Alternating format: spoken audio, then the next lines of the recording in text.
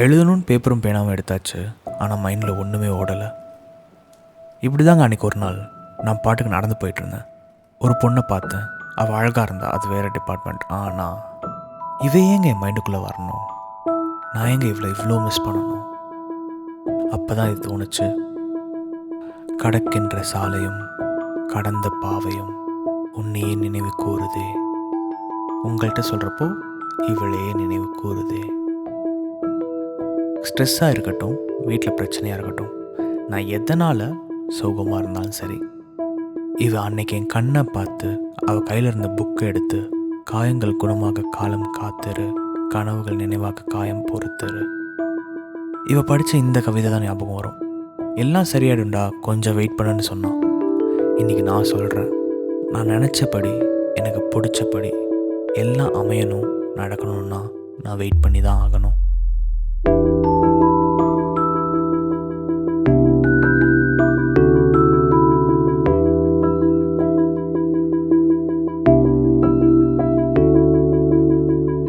எழுதணும்னு உட்காந்ததும் எங்கே இது ஆரம்பிச்சதுன்னு யோசிக்க தோணுச்சு.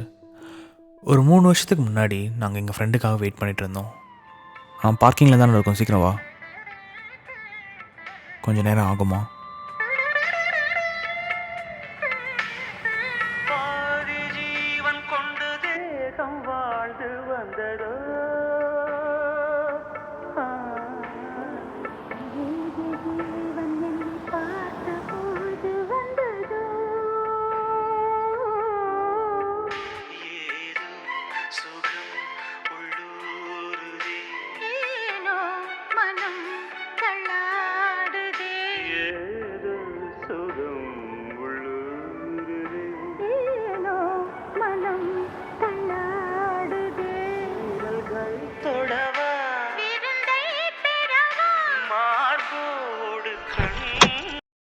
அந்த சண்டாள பாவிக்கு வேறு நேரமே கிடைக்கல போல கதவு திறக்க.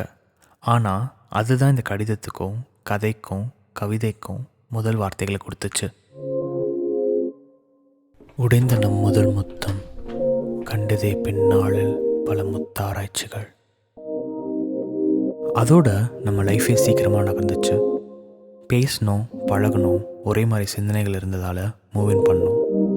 அதுக்கப்புறமும் இன்னும் அதிகமாக பேசணும், பழகணும், சிரித்தோம்.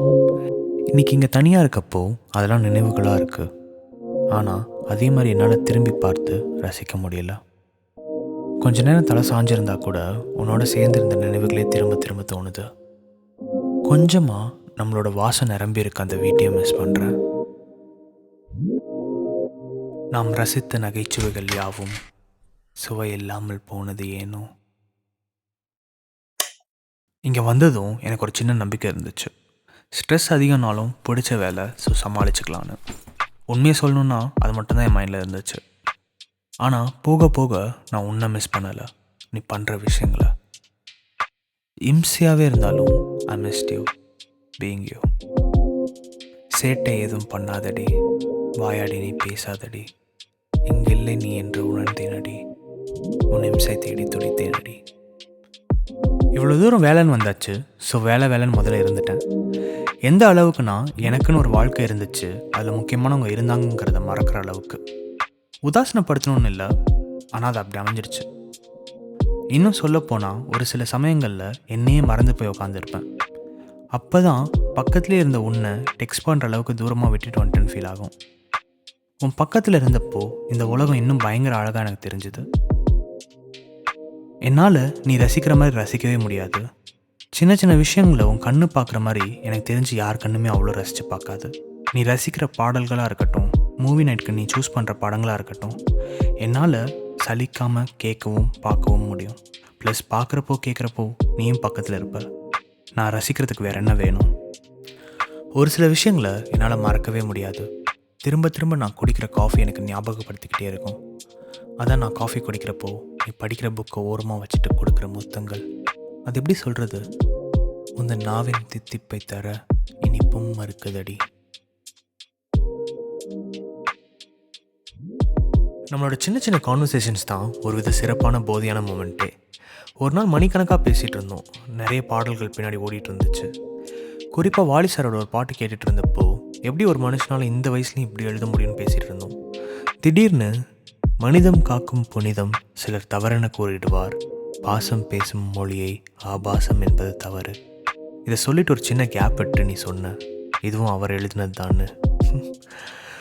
உனக்கு பிடிக்குங்கிறதுக்காக சொன்னியா இல்லை எனக்கும் பிடிக்க வரும் இந்த வரிகள்ங்கிறது உனக்கு தெரியுங்கிறதுக்காக சொன்னியான்னு எனக்கு தெரியாது. ஆனால் அந்த வரிகள் நான் இன்னும் ஒன்று அதிகமாக தெரிஞ்சுக்கணும்னு தோண வச்சுது. அன்னைக்கு ஆரம்பித்து இன்னைக்கு வரைக்கும் என்னை பற்றி உன்னோட புரிதல் என்னை உன்னை வியந்து பார்க்க வச்சுக்கிட்டே இருக்கு. இங்கே வந்த முதல் 3 மாதம் எப்படி போச்சுன்னு கேட்டால் ஒர்க் ஸ்ட்ரெஸ், காஃபி, ஸ்பாட்டிஃபை, தூக்கம் அண்ட் அப்பப்போ உன்னோட டெக்ஸ்டினே போயிடுச்சு. நீ கிட்ட இருந்தப்போ எனக்கு எதுவுமே தெரில. சுற்றி இருந்த உலகம் என் கண்ணை மறைச்சிடுச்சு. இந்த பார்வையில் உன்னை பார்க்க இன்னும் தாமதமாக்கிடுச்சு. அருகின் அருமை அரை அடி இடைவெளியில் தெரியவில்லை, அரை நாள் வித்தியாசத்தில் தெரிகிறது.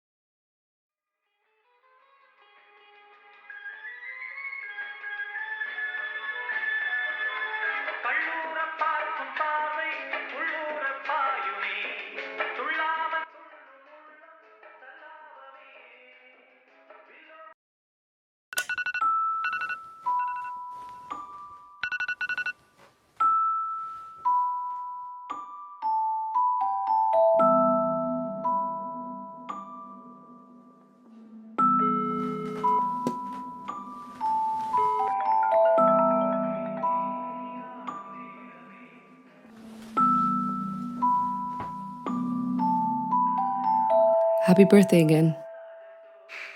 Thank you again.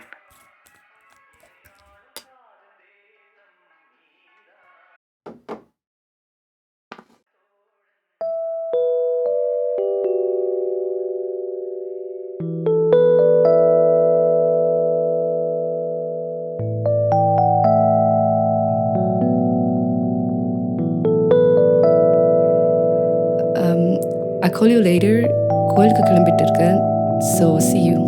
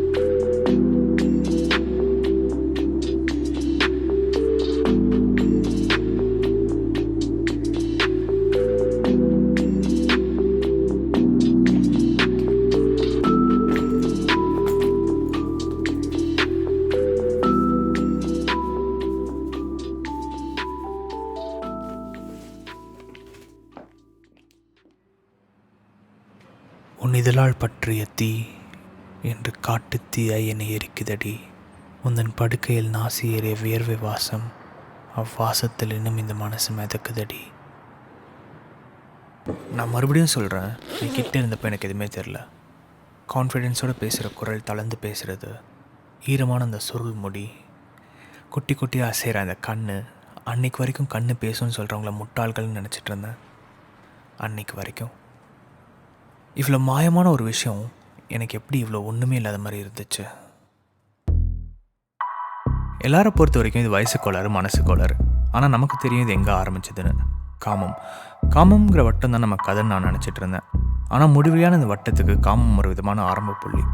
உன்னோட பேசுறதுக்கும், உன் புன்னகைக்கும், உன்னோட இருக்கிறதுக்கும், அந்த வாசத்துக்கும், எனக்கு தெரிஞ்ச விஷயம் உனக்காக பயன்படுறப்போ அது பிடிச்ச விஷயமா மாறுறதுக்கும், இப்படிலாம் நான் எழுதுறதுக்கும், மனசு சொல்கிறபடி கேட்டு நம்ம வாழ்க்கை நகர்ந்தது தான் காரணமோ என்னவோ. உடைகள் கலைந்துதான் கலந்து கொண்டோமே, உளம் திறந்துதான் தெரிந்து கொண்டோமே. நான் ஒன்று மிஸ் பண்ணுறப்போ இங்கே ஒன்றுமே இருக்காது. உன் நினைவுகள் இருக்க என்ன தவிர. நீ என்னை மிஸ் பண்ணால் அங்கே என்ன பண்ணுவேன்னு தெரில, சொல்லப்போனால் நீ என்னை மிஸ் பண்ணுவியானும் தெரில. கேள்விகள் கண்ணா பின்னான்னு இருக்குது, என்ன ஓட்டங்கள் பயங்கரமாக இருக்குது. நான் குழம்பிருக்க மாதிரி நீயும் குழம்பிருப்பில்ல கொஞ்சமாவது, அட்லீஸ்ட் கொஞ்சமாவது. ஆனாலும் எனக்கு உன்கிட்ட பிடிச்சதில் ஒன்று, நீ எவ்வளோ குழம்பி போயிருந்தாலும் பதில் சொல்லணும்னு வரப்போ தெளிவாக இருப்ப. நீ கடைசி வரைக்கும் ரிக்ரெட் பண்ணாத ஒரு சாய்ஸாக இந்த லைஃப் இருக்கணும். நான் நினைக்கிறது உண்டு, எல்லா உறவுகளுமே ஒரு பாயிண்டில் சேச்சுரேட் ஆகும்னு. ஃபேடே ஆனாலும் உன்கிட்ட பேசுகிறப்போ என்கிட்ட இருக்க மிச்ச மீதி உணர்வுகளும் மேலோங்கி தான் வந்துட்டுருக்கு. எனக்கு இது போர் அடிக்கணும்லாம் தோணலை, வைரமுத்து எழுதின மாதிரி தான். இதெல்லாம் கடல் மாதிரிடா, அதை விட்டுட்டு டம்ளருக்குள் நீச்சல் ஏண்டான்னு. நீ தான் வேணும்னு சொல்லலை, நீ கூட இருந்தால் சந்தோஷமாக இருப்பேன்னு சொல்கிறேன். டம்ளராக நீ இரு. நான் இவ்வளோ எழுதுவேன்னு கூட எனக்கு தெரியாது. சொல்லப்போனால் நான் என்னையே இன்ட்ரோவர்ட்னு நம்பிட்டு இருக்கேன். இது எழுதுகிறப்போ தான் ஒன்று அழுத்தமாக தோணுச்சு, இன்னும் கொஞ்சம் பயிற்சி வேண்டுமோன்னு. இதெல்லாம் மனப்பாடம் பண்ணி மனசுக்குள்ளே ஒத்திக்க ஒன்று பார்த்து வச்சுக்க போகிறேன். சொல்ல முடியாது, ஒரு நாள் இன்னொரு பொண்ணுக்கிட்ட சலிக்காமல் சொல்லக்கூடிய ஒரு கதையாக கூட இருக்கலாம். எல்லாத்தையும் சலிக்காமல் இப்படி என் லைஃப்பில் ஒரு பொண்ணு இருந்தான்னு சொன்னாலும் சொல்லுவேன். அண்ட் இது எழுதுகிறப்ப தான் தோணுச்சு, அன்றைக்கி ட்ரெயின் ஸ்டேஷனில் நீ நெத்தியில் கொடுத்த அந்த ஒரு எதிர்பார்க்காத முத்தம் கொடுப்பேன்னு எதிர்பார்த்தேன், ஆனால் நெத்தி எதிர்பார்க்கல. இதழில் உடைந்து நெற்றியில் முடியவே இப்பயணமோ,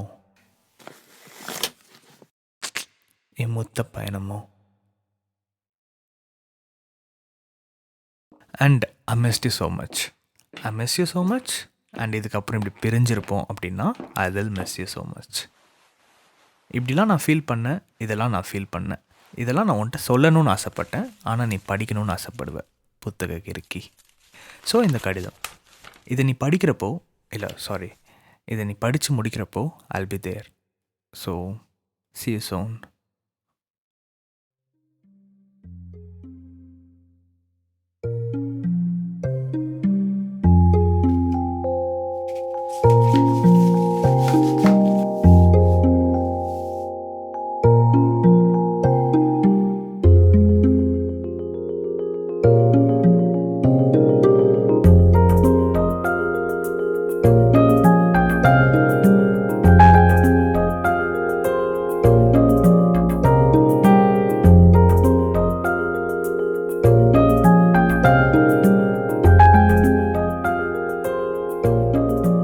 வாய் சொல்லணும்னு நினைக்கிறதெல்லாம் உன் கண்ணு சொல்லுது.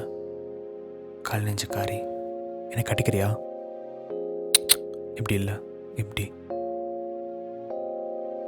3 முடிச்சு போட்டு கொஞ்சம் ஃபேமிலி, கொஞ்சோண்டு ஃப்ரெண்ட்ஸ், நிறைய சாப்பாடு, அளவான அளவில் ஆல்கஹால், பன்னீர் வாசம், குங்குமம், சந்தனம், இந்த அக்னி கொண்டும் சின்னதாக ஒரு யோசிச்சு சொல்கிறேன்.